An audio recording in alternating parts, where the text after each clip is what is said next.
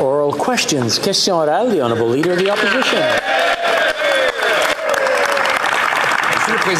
Mr. Speaker, Parliament had a vote of non-confidence in David Johnston, the chalet buddy and ski buddy of the Prime Minister, member of the Trudeau Foundation, someone the Prime Minister appointed to investigate Beijing's interference. David Johnston said in answer to the vote that he doesn't work for Parliament, he works for the government, the Prime Minister, and that's exactly the problem, Mr. Speaker. Only 27% of Canadians trust him to do this work. Will the Prime Minister finally fire David Johnston and appoint an independent judge for an independent inquiry? That would be the right thing to do if you work for Canada. Mr. Speaker, I believe it's unfair and frankly offensive to question Mr. Johnston's allegiance. His 50-year career in public service makes it clear that his loyalty is to Canada. And I believe that he represents the highest ideals of hard work, dedication, public service, and humility. And we should all be thankful that he perseveres in his commitment to service to Canada. The Honourable Leader of the Opposition. I'd like to thank the Minister of Emergency Responsiveness for his briefing yesterday with regards to the wildfires. I know that Premier Houston and other provincial leaders have been working hard to protect public safety, to save lives, and minimize damage to property. Would the Minister please rise and give us an update, since the Government of Nova Scotia has asked for assistance? Would he give an update on what assistance the federal government will provide? The Honourable for Emergency Preparedness. First of all, I thank the Leader of the Opposition for the question and also for attending that briefing. In an emergency when all Canadians' safety is threatened, it's all hands on deck, and it's important that we work together. Mr. Speaker, Premier Houston has in fact submitted a request for assistance. It was immediately approved. We have been mobilizing the resources Nova Scotia needs, and in fact many of those resources have already been delivered. We will act as expeditiously as possible to make sure that Nova Scotians get the resources that they need and that we respond positively. We work very carefully and closely with Premier Houston. Thank you. The Honourable Leader of the Opposition. Newfoundlanders and Labradorians are in shock today that the Bay du Nord project is now being delayed by 3 years, maybe forever. This government killed 2 pipelines, bungled and massively overspent on a third, killed the Tech Frontier mine, blocked 14 or 15 massive natural gas liquefaction projects that are necessary to fight global climate change. Will this government remove its gatekeepers so that Newfoundlanders and Labradorians can bring home energy production to their province and our country? Yep. The Honourable Minister of the Environment. Thank you, Mr. Speaker. As the Leader of the Opposition well knows, that project, I approved myself that project just last year. And as the company has announced yesterday, they are putting the project on pause for 3 years because of market conditions. So that's their decision, that's the company's decisions, and we will take it as it is. Thank you, Mr. Speaker. Honourable Leader of the Opposition. Whenever this government henpecks to death a natural resource project, they force the company to claim it has something to do with market conditions. Them to do more damage on projects. We know they did that with TransCanada's national pipeline, claiming that it was the daily price of oil that had caused the company to cancel a project that would have been in place for more than half a century. We know that the price of oil has been stable now. We know that the energy demand is going to be continuing for at least half a century. We know also this government kills projects like this. Why won't they get out of the way and let Newfoundlanders and Labradorians bring home paychecks for their people? The Honourable Parliamentary Secretary. Mr. Speaker, and again, I'd like to reiterate, this was an independent business decision made by Equinor. It's not a cancellation, and the decision was largely due to market forces. But let's also talk about the fact that right now we introduced legislation to diversify Newfoundland and Labrador's economy. We have introduced C49, and it provides huge opportunities for offshore projects, resource projects, and that's what we're doing. We are making sure that we are diversifying and supporting the economies right across our country. The Honourable Leader of the Opposition. The problem is they can't get out of the way to let people get things done. It's not just oil and gas. Classic Liberals. The Department blocked a tidal wave power project in Nova Scotia so long that the private company that was going to build it up and left to build it somewhere else. By the government's own admission, it takes as long as 25 years to get a mine approved. No wonder we don't actually produce any lithium here in Canada. We have to import it from abroad. And yesterday, the resources minister tweeted out a bunch of projects that aren't even started. Why won't they get out of the way so Canadians can get things done? The Honourable Parliamentary Secretary. I wish for that day. Speaker, we are getting good projects done. And I'd like to highlight that just earlier this year, we've approved 2 mines. With the James Bay Lithium, Marathon Palladium, 2 mines approved under this government. More than that, if we're looking at LNG projects, let's look at Cedar LNG. It's a First Nations-owned business, and it is something that has been pointed out by that First Nation as being economic reconciliation in progress. We are supporting good energy projects in our country. Excellent.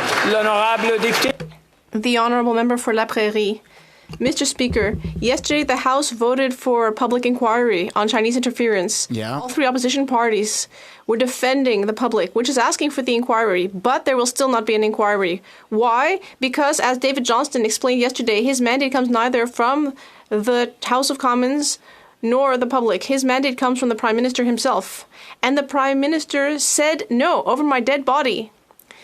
People will not get the inquiry. Mr. Speaker, I know Liberal members across the way. They believe in democracy. Aren't they embarrassed to see their leader standing alone against an inquiry and against the entire public? Le ministre des Sports. The Honourable Minister of Sports. Mr. Speaker, I must say that as a relatively new parliamentarian, I am very disappointed to see that some elected officials do not seem to understand the importance of protecting our intelligence services and the people who work to gather that intelligence.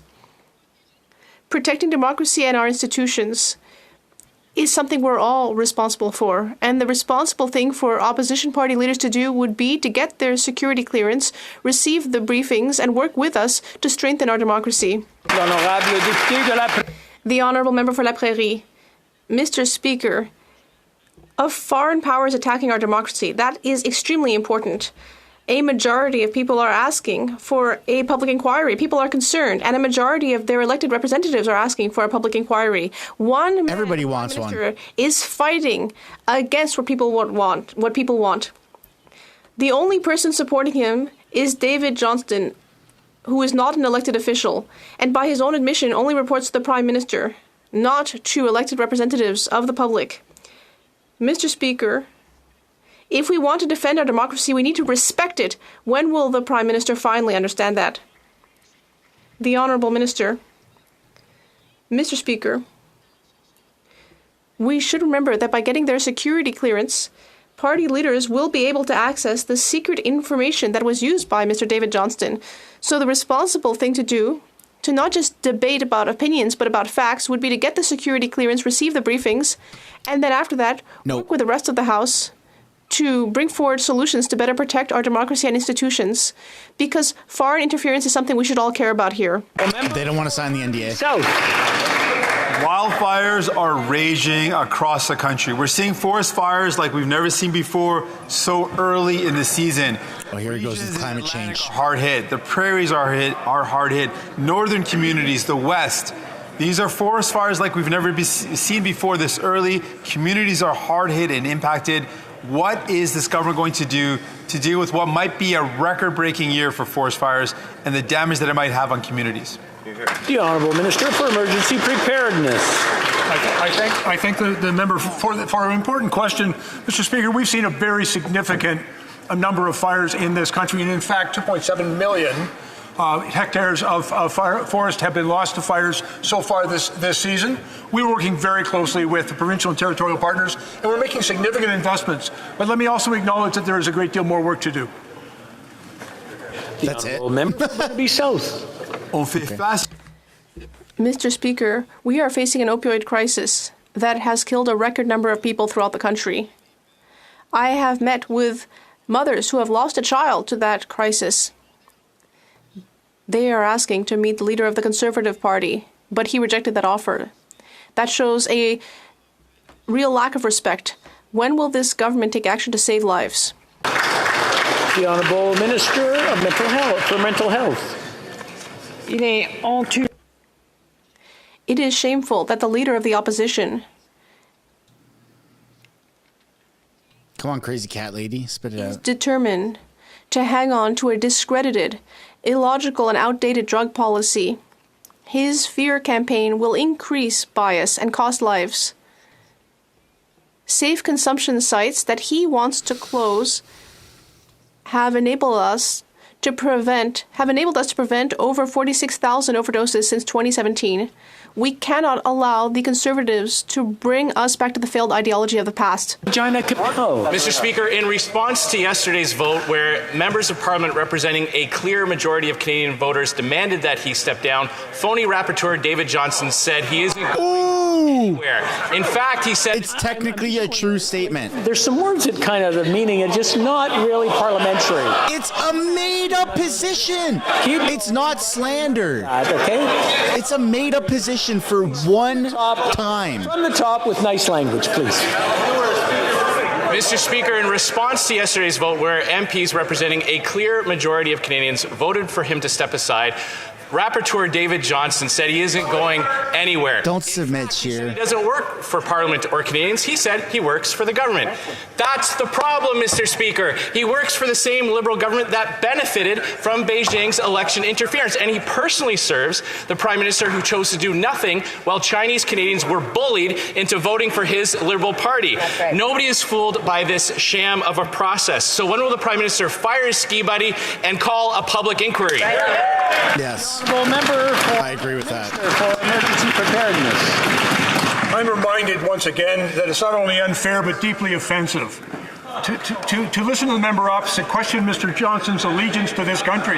His 50-year career in public service has made it crystal clear to everyone that his loyalty is to Canada. And Mr. Speaker, as I also said, and as I quote former Prime Minister Harper, Mr. Johnston represents hard work, dedication, public service, and humility. Mr. Speaker, Canada is blessed to have a man so dedicated to public service, persevering through this helpful abuse.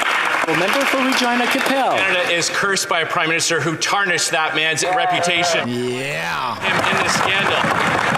Good job, good job. The Minister can't be the one to decide how to investigate this scandal because he benefited from it. And David Johnston can't decide either because he's a family friend and a longtime member of the Trudeau Foundation. Yeah. And Frank Iacobucci can't be the one to sign off on David Johnston's role because he's part of the Trudeau Foundation as well. Conflict of interest, conflict of interest, conflict of interest. Why is it that whenever the best interests of Canadians conflict with the political interests of the Prime Minister always chooses himself? Wow. Holy crap, Andrew Scheer. Minister for emergency preparedness. Mr. Speaker, protecting Canada from the nefarious hostile activities of foreign state actors is a priority for our government. We've taken very significant action to protect the Canadian institutions and in particular our democracy. We recognize that there is more work. I'm going to interrupt for a second. Hey, everybody in the live chat, I want to encourage you to give a like if you haven't already. Quiet!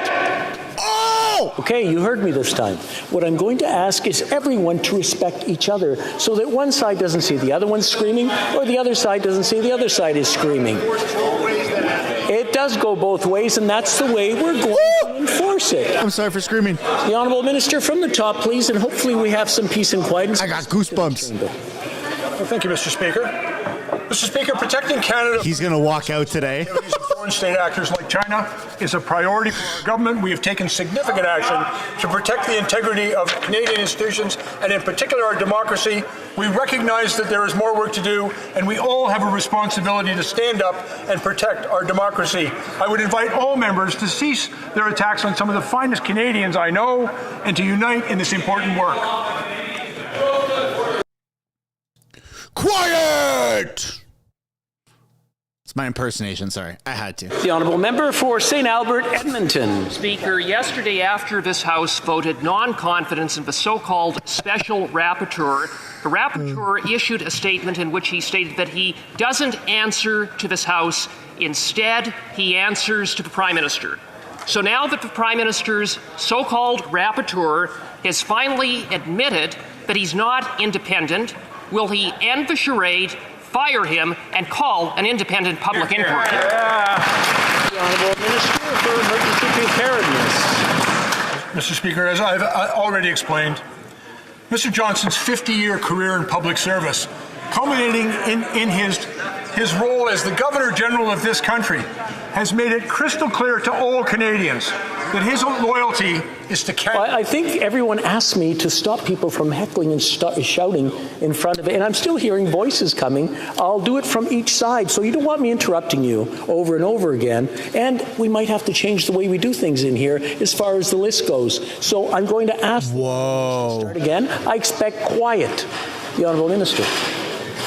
Thank you, Mr. Speaker. And as I've already made clear, Mr. Johnson's 50-year career of public service, culminating in his role as the Governor-General of Canada, has made it crystal clear to all Canadians, and certainly to this House, that his loyalty is to this country, to this nation, to Canada. Mr. Speaker, his ideals of hard work and dedication, and his commitment to persevere through some of the, frankly, offensive criticism that's being put his way, I think is something for which all Canadians should be grateful. We are very fortunate to have a man of his experience and values to lead this work on behalf of the nation. The Honourable Member for St. Albert, Edmonton. Mr. Speaker, his loyalty should be to the people of Canada and the elected members of this place and not to the Prime Minister. Yes, 100 times yes. And Canadians have no confidence in the so-called special rapporteur because he's in a conflict. He's a lifelong friend of the Prime Minister. He's a former member of the Beijing-financed Trudeau Foundation. And yesterday he admitted he doesn't work for Canadians. He works for the Prime Minister. Why won't the Prime Minister acknowledge this blatant conflict of interest and fire his fake rapporteur? The Honourable Parliamentary Secretary. They don't like him calling Speaker, the only thing fake in this place is the Conservative outrage. All Canadians expect opposition parties to work hard to criticize government, but what Canadians also expect is that they do so with information and that they are informed. By the Conservatives refusing to receive the confidential information that was the basis of the Right Honourable David Johnston's report, what they do, Mr. Speaker, is they live under a veil of ignorance, but Canadians expect on issues of national security that there are reasonable, responsible members in this House serving their... The interference that I'm still hearing, I'm going to try a different thing. Maybe the end of the list is less noisy. Oh my God, he's doing it. York. Speaker, today marks 1,241 days since the IRGC murdered 55 Canadian citizens and 30 permanent residents, among 176 people killed when Flight PS-752 was shot down. One of them was my friend. Last year, on the 1,000th day, Iranian Canadians came to Ottawa to get justice for those innocent victims and get action on Iranian operatives who threaten and intimidate Iranian Canadians on our own soil. They also wanted their government to finally designate the IRGC as terrorists.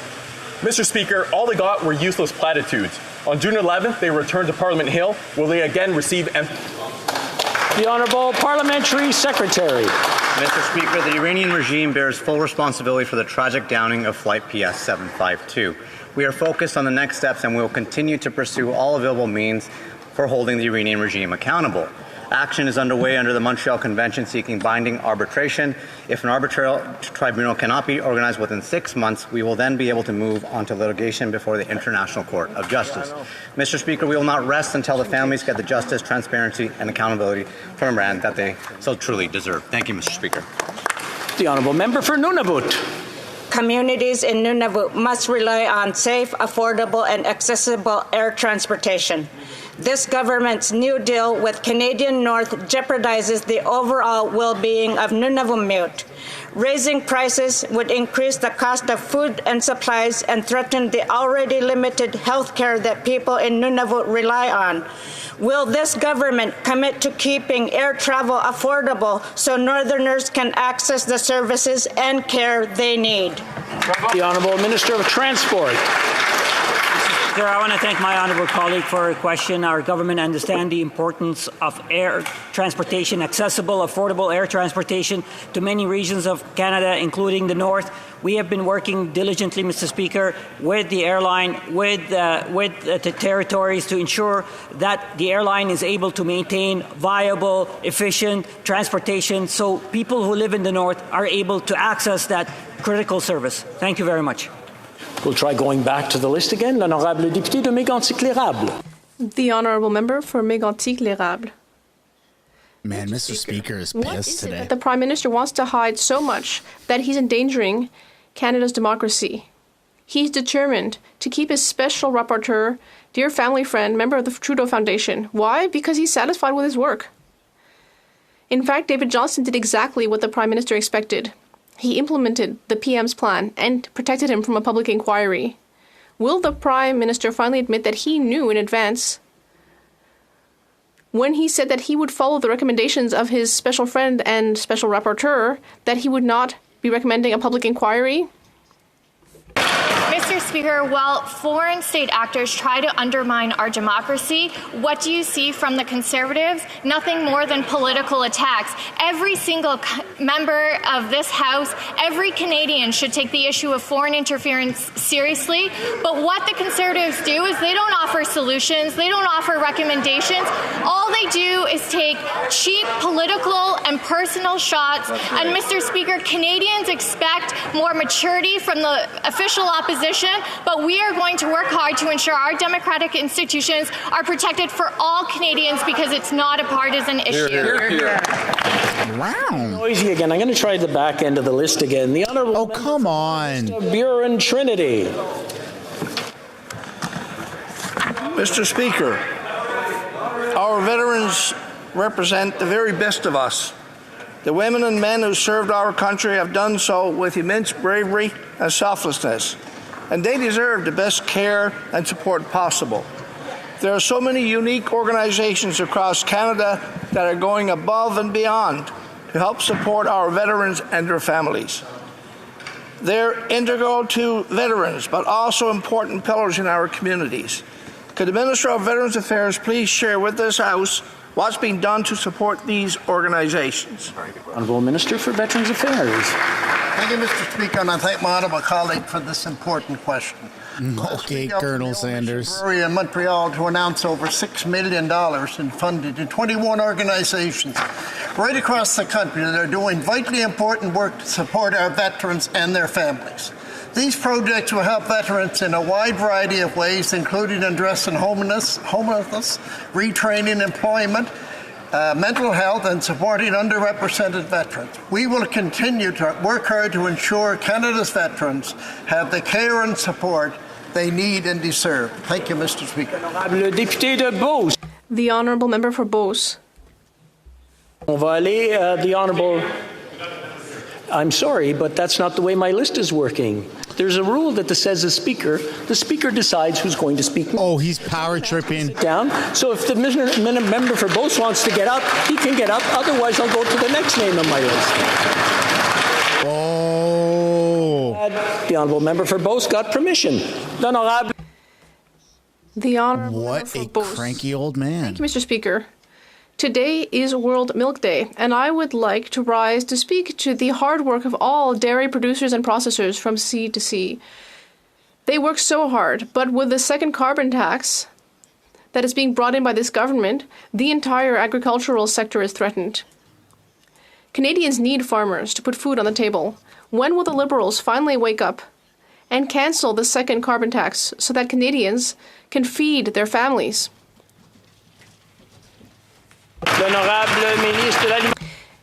The Honourable Minister for Agriculture and Agri-Food. Well, I'd like to wish everyone a happy World Milk Day. And I'd like to thank my colleague for giving me the opportunity to sincerely thank all of our dairy producers throughout the country. They are working very hard to ensure that we have sustainable agriculture. And did you know that our milk producers are committed to a sector that is zero emissions? I'd like to congratulate them for this plan. Thank you. The Honourable Member for Mégantic-l'Érable. Mr. Speaker, The special rapporteur admitted it himself yesterday. He received his mandate from the Prime Minister, and he doesn't care at all about the vote in the House of Commons. According to the Journal de Montréal, it is clear that Mr. Johnston has become Justin Trudeau's advisor. Yeah, that's right. His I'd understanding agree of with his role that. is to protect his boss, the Prime Minister, even if it means sacrificing his career and his reputation. That's according to Yasmine Abdel-Fadel, today in the Journal de Montréal.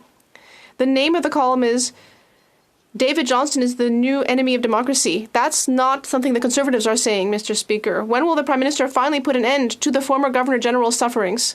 When will he put an end to this farce and trigger a public inquiry? It's quite simple, really. That would solve a lot of issues. Minister of Sport.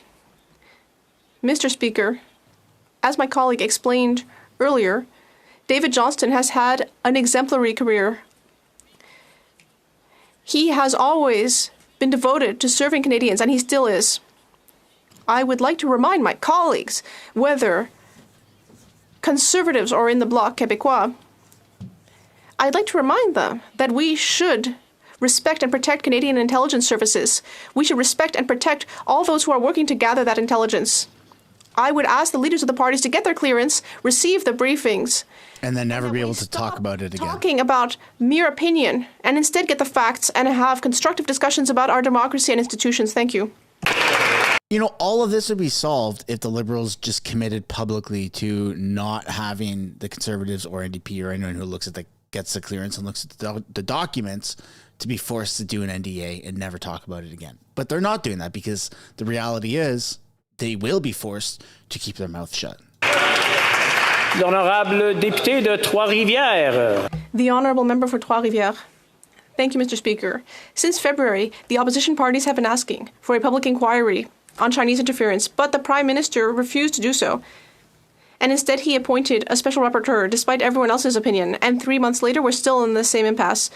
David Johnston finally tabled his report. He blames everyone, the media, CSIS, the opposition, everyone except for China and this government.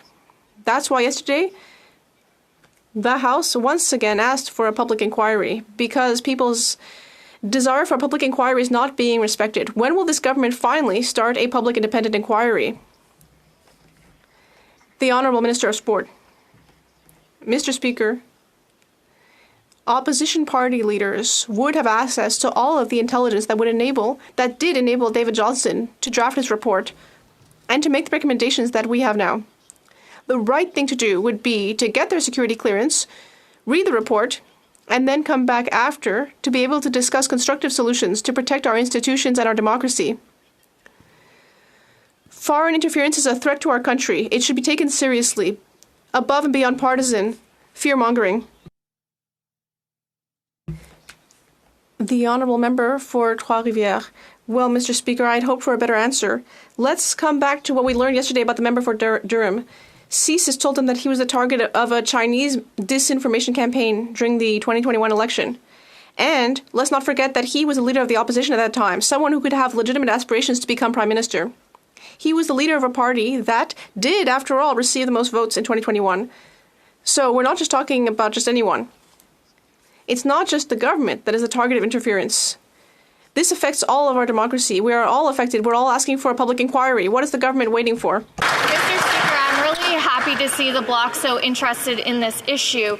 But what Mr. Johnston's report actually said was that he included an annex with all of the information that he reviewed, the confidential information that he reviewed, and he provided it to party leaders and asked them to receive their security clearance, to review it, and determine if his recommendations from it were appropriate. But, Mr. Speaker, what has the leader of the Bloc chosen to do? Close his eyes under a veil of ignorance and ignore the actual facts of the matter. Just do a public inquiry. Monsieur le Président, un député. Mr. Speaker, an NDP member, a Conservative member, and the former leader of the official opposition, they have all been targeted by these threats, and I'm sure there are many others. And yet the Prime Minister tells us that it's the opposition that's creating a toxic climate here? Really? The toxic climate is caused by the fact that our election system has been threatened, and the government only wants to discuss that behind closed doors and take no action. The time has come for transparency. The time has come to cast light on the situation. The time has come for a public and independent inquiry. When will they finally understand? The Honourable The Bloc has no chill on this matter. Mr. Speaker, what the time has come for is for opposition party leaders to put aside partisanship, go receive the briefing, as they have a right to do, and then we can move on, discuss facts, and discuss solutions. Because the matter of foreign interference, everyone agrees on this, it's a threat to our country. It must be taken seriously, and it must be done right. Yeah. We need to protect our intelligence services. We need to protect public servants who are gathering that intelligence. They need to do the right thing. And call a public inquiry. Je vais mentionner que je ne vois pas le nom du...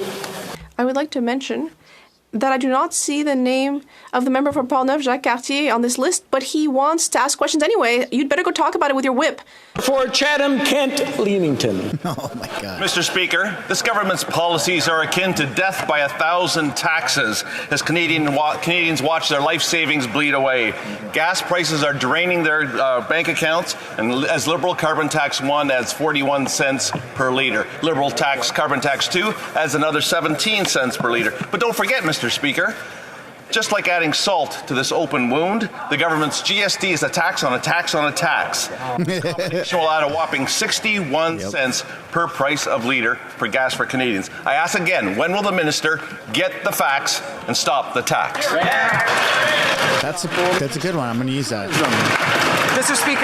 Speaker, we gotta roll the tape back, Mr. Speaker, because not once, not twice, not 3 times, but 5 times just in the last year, Mr. Speaker, the Conservatives have had the opportunity to reduce taxes on Canadians. And what do, Mr. Speaker? Every single time we vote to reduce taxes on Canadians, how do they vote? Against. When we reduce taxes on workers, how do they vote against? How do they vote? Against. When we reduce taxes on the middle class, how do they vote? Against. When we reduce taxes on people who just want to pay their bills, how do the Conservatives vote? Against. You know, why is he out of breath? Keep delivering for Canadians. The Honourable Member for Prince George, Peace River, Northern Rockies. Mr. Speaker, mothers in the North are having to make very difficult decisions because of this Prime Minister's first carbon tax. And now it's even worse with their new carbon tax 2.0. From Northwest Territories MLA Jackie Jacobson, we're really hurting. Single mothers are having to choose to buy Pampers or pay their cell bill or pay their power bill or pay to buy food, and people are going without. No mother should ever have to make the difficult decision between buying food or keeping their children warm in winter. When will this Prime Minister finally end and axe his cruel carbon tax? Excellent. The Honourable Parliament. That's my local riding. Speaker, we know the rising cost of food and groceries is having a challenging impact on families and single moms, and that's why we introduced programs like the $10 a day childcare, the Canada Worker Benefit, dental care, and the Canada Child Benefit to help make more life more affordable for families, for moms, and all Canadians. Thank you, Mr. Speaker. The Honourable Member for Louis Saint Laurent. Mr. Speaker, Canadian families are all suffering financially, but this government is continuing to be greedy, not to help people. Oh, they're increasing taxes. To take more money out of their pockets with its new taxes. Not once, not twice, not thrice, 4 times. First of all, the Liberal carbon tax. That was the first thing. Then they put a tax on that tax. It's so now stupid. They have a second Liberal carbon tax, and they want to tax that, so that makes 4 in total. Ridiculous. When will this government understand that 4 taxes on Canadian families who are struggling, that's a terrible idea. It's a horrible idea. Environment. Mr. Speaker, I must admit that it's very disappointing to hear my honourable colleague across the way make these kinds of shortcuts, because he knows very well that in Quebec, the carbon pricing system does not apply. And speaking of carbon pricing, Mr. Speaker, in 2021, all members of the Conservative Party campaigned for carbon pricing. Not only that, 19 members on the other side campaigned for that in 2019 and in 2008. And yet, Twice over, they're breaking their promises to Canadians. That's not what we do on this side of the House. We work for Canadians, and we are fighting climate change. Vancouver. I'm sure they work for The Minister Canadians. of Health recently blocked reforms that would save Canadians billions on their prescription medicines. The minister said he did this because he wanted to be consulted by Canada's drug price regulator, but didn't receive an invitation. In fact, documents obtained by the Health Committee show he was invited at least 5 times. Wow. And the minister's office either ignored or rejected them. Why won't the minister come clean with Canadians and just admit it? He refused to lower drug prices because Big Pharma told him not to. The Honourable Minister of Health. Thank you, Mr. Speaker, and I'm grateful to the question. As the member knows really well, I think we had discussions on that just a few months ago. That is, on July the 1st, we put into place some of the strongest regulations ever put into place to regulate the prices of patented medicine. This is great news because we're now going to compare the cost of patented drugs in Canada to a new basket of countries, which is a better basket of countries, excluding the highest cost seen in the world, which is in the United States and Switzerland, and we look forward to doing more. Member for Vancouver East. 200 residents of a West End Toronto building are taking action against huge rent increases by their landlord. Their rent is being jacked up by 40% this fall. Yeah, it's not regulated. Income workers and families are worried sick that they could end up on the street. Under the Liberals, rents have skyrocketed. We're now seeing rents double or even triple in communities. This is unacceptable. Will the Liberals stop these rental evictions, put people before profits, and launch an acquisition fund for nonprofits to keep rents low? The Honourable. Yeah, there needs to be better rent regulation. The Honourable member knows that rent subsidies and making sure that rental rates reflect fairness is really in the provincial jurisdiction. However, we do believe that we have a role to help vulnerable renters. That's why we introduced the Canada Housing Benefit, which is helping tens of thousands of Canadian households across each province and territory in Canada. That's why we also introduced a top-up to the Canada Housing Benefit. It is why we're also making sure we're building more rental supply, including more supply of affordable rental units across the country, Mr. Speaker.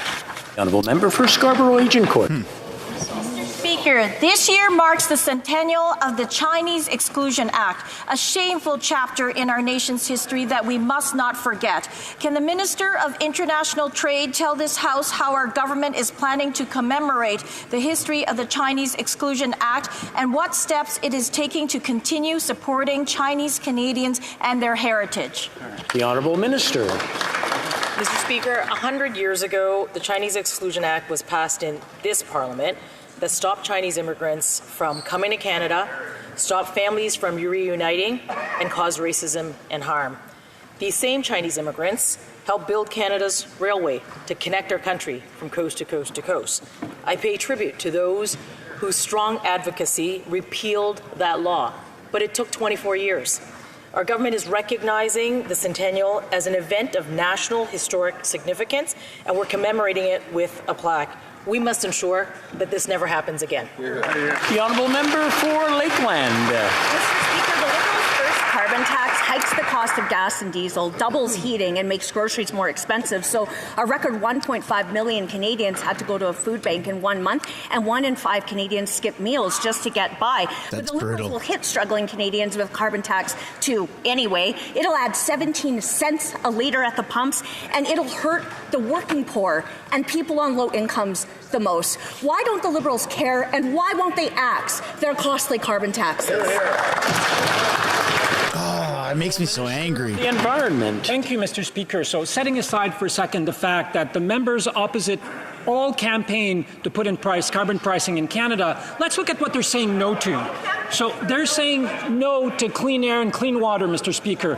While we're evacuating people in New Brunswick, in Quebec, we had to airlift people outside of Fort Chipewyan last night, Mr. Speaker, because of climate change. They're saying, let's make pollution free again. Let's move away from the economy of the 21st century. Mr. Speaker, we're saying no. We have the strongest economy of all G7 countries last year, and we're the country that has reduced its emission the most of all G7 countries. We can fight climate change and have a strong economy. The Honourable Member for Lakeland. The Liberals say that carbon carbon tax are supposed to reduce emissions, but after 8 years, they've missed every target, and they only went down slightly once when governments locked Canada down. To really help lower global emissions, Canada could export LNG, but after 8 years and 18 proposals, the only one getting built was approved by Conservatives before. From oil and gas to critical minerals to tidal power and to offshore opportunities on every coast, the Liberals hold Canada back. The world wants Canada's energy and technology. These Liberals are out of touch and Canadians are out of money. So when will they axe their harmful, failed, costly carbon tax? They're going to increase it because of that.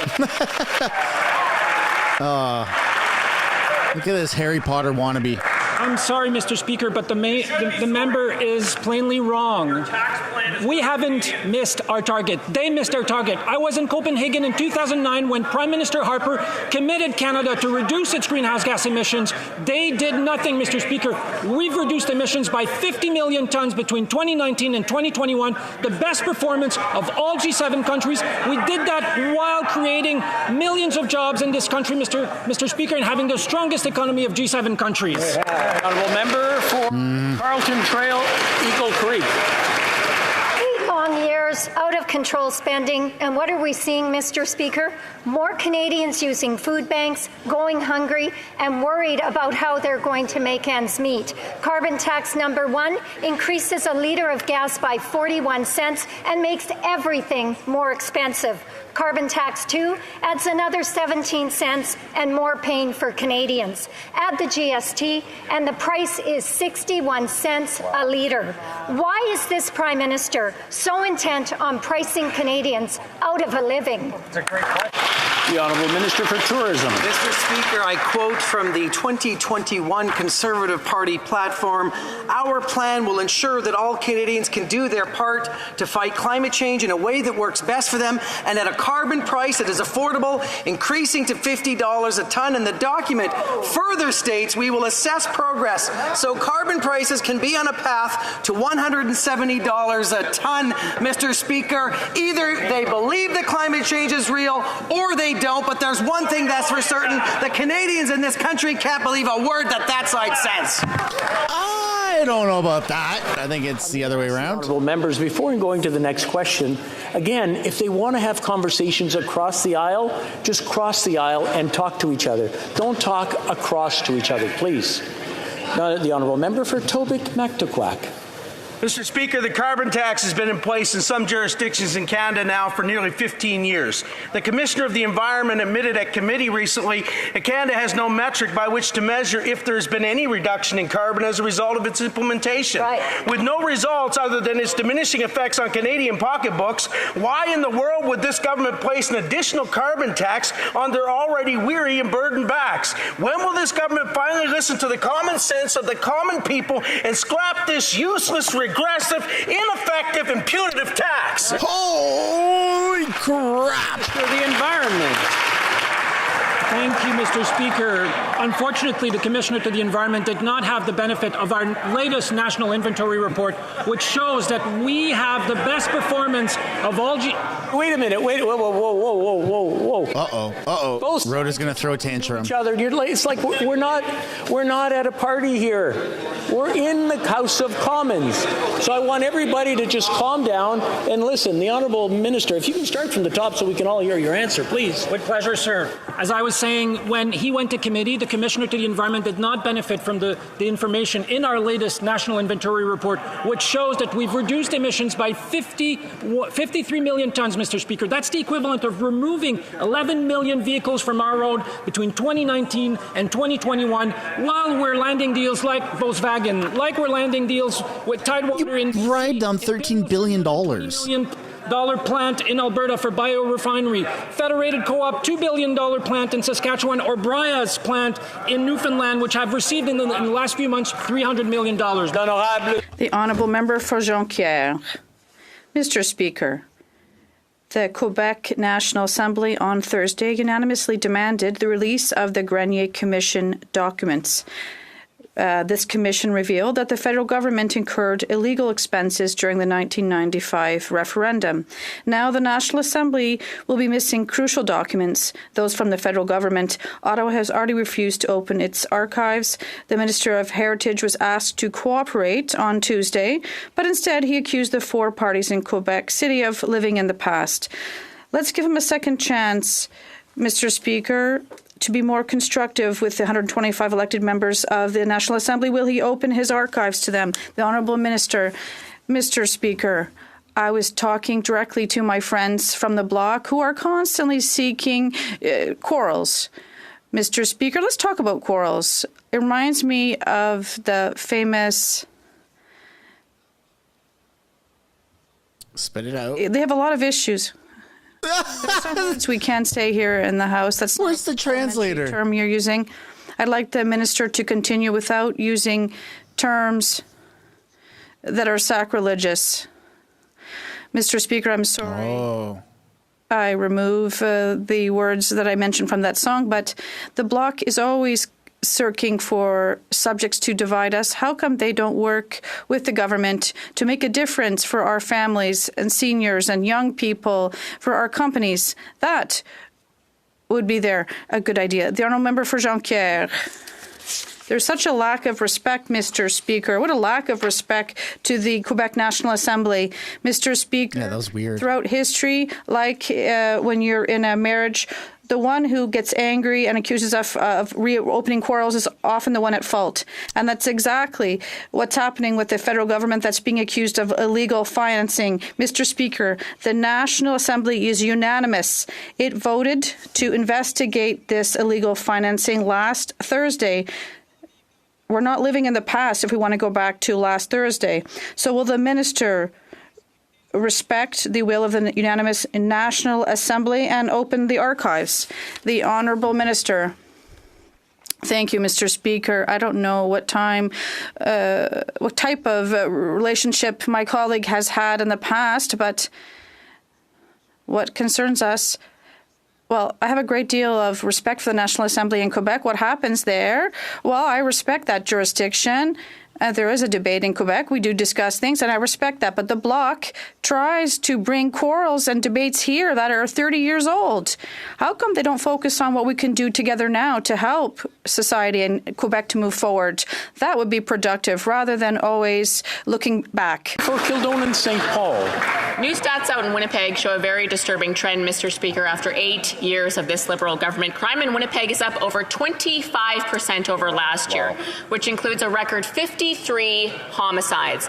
And the Liberals have done absolutely nothing effective to address this. In fact, they've made it worse with their dangerous and reckless catch and release bail policies. Winnipeggers deserve far better than this, Mr. Speaker. When will the Liberals reverse the damage they caused, clean up our streets, and finally protect our communities? Absolutely. Honourable Minister of Justice. Mr. Speaker, we've been working with provincial premiers, with provincial ministers of justice and provincial ministers of public safety and police associations across Canada to address questions about bail reform. We have done that, Mr. Speaker. We've tabled Bill C-48, which has the support of provinces, Mr. Speaker, which has the support of police associations across Canada. Here's what Saskatoon's police service deputy chief said. It's encouraging to see the voices of the community and policing community across Canada being heard, Mr. Speaker. He called it a good move forward. Mr. Speaker, it's by working together that we can address complex problems like bail. The Honourable Member for Kildonan St. Paul. Speaker, the reality is that bill will do very little to fix the problem that Liberal minister and his Liberal government created. That's Meanwhile, right. Innocent Canadians are being murdered, abused, and violated on a daily basis in our communities. Conservatives know it doesn't have to be this way, and certainly Winnipeggers deserve far better than that, what that Liberal minister is offering them. Last year, Winnipeg saw a 12% increase in knife attacks. Bear spray attacks doubled in the last 3 years, and property crime is way up, Mr. Speaker. And we know violent repeat offenders are behind most of these crimes. When will the Liberals, when will that minister reverse his dangerous catch-and-release policies once and for all, Mr. Speaker? When? The Honourable Minister of Justice. Good job, Raquel. Speaker, there is no such catch-and-release policy. In fact, what we've done in Bill C-48 is address repeat violent offenders, including with knives, Mr. Speaker, including with bear spray, Mr. Speaker. Manitoba, the government of Manitoba, as well as Indigenous peoples, asked for that provision. We provided that, Mr. Speaker, working with provinces and territories. Mr. Speaker, we need to work together. The provinces have the administration of the justice system as part of their portfolio, their jurisdiction. We need to work with the provinces, Mr. Speaker, not use meaningless rhetoric to try to debase the problem. The honourable member for Charlesbourg-Saint Mr. Speaker, now that Roxham Road is closed, the hotels booked by the government are empty. We said for 6 years that it was impossible to find a solution for the legal entry into Roxham Road, but now we see it's possible today. And now the government has signed another $14 million contract with these hotels to reserve rooms. How come they're reserving hotels that are empty while even though they've solved the Roxham Road issue? The Honourable Parliamentary Secretary, Mr. Speaker. I appreciate my colleague's question because it allows me to once again underscore the idea that on this side of the House, what they're trying to do is almost nothing. We have worked very hard to renegotiate the agreement between the U.S. and Canada.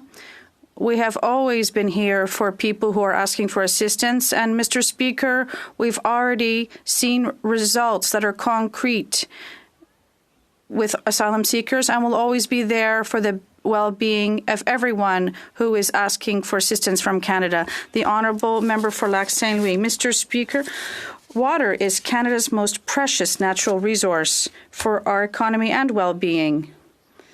20% of the world's freshwater reserves are in Canada, and it is also an enormous responsibility for us. Last week, the Prime Minister and the Parliamentary Secretary to the Minister of Environment were in Winnipeg to mark an important investment to protect Canada's water.